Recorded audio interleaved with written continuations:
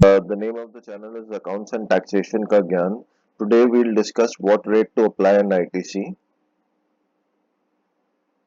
What rate to apply? Section 14 deals with the application of old rate or the new rate. Please check the supply, invoice and payment. If two categories fall before 22nd September 25, then old rate will apply.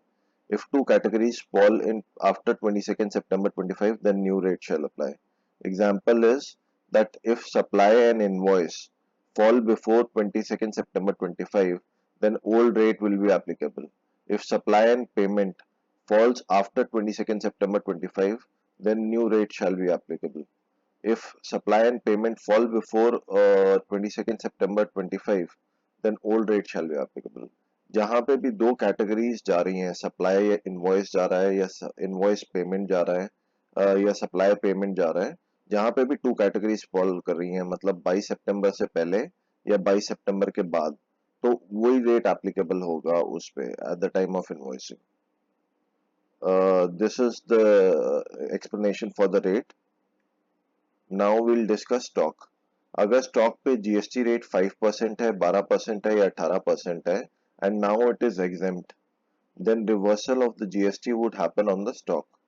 तो अगर 5%, 12% या 18% था stock पे और अब वो stock exempt हो गया है, तो reversal of the GST on the stock would happen. अगर कंपनसेशन सेस था एप्लीकेबल इनपुट्स पे और अब आउटपुट पे कंपनसेशन सेस नहीं है क्योंकि कंपनसेशन सेस हटा दिया गया है, तो फिर जो इनपुट कंपनसेशन सेस था उसका क्या होगा? The transitional provisions have not been deliberated by the GST Council meeting.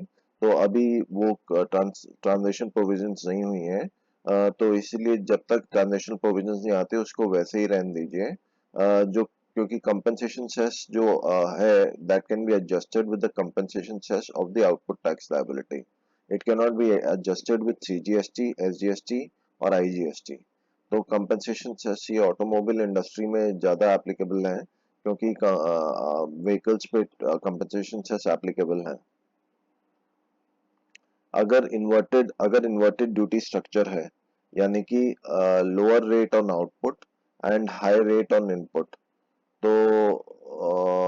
तो उस केस में जो है आपको रिफंड मिलेगा फॉर द जीएसटी. अगर डिफरेंट टाइप्स ऑफ गुड्स हैं in the output and input, तो रिफंड ऑफ जीएसटी मिलेगा.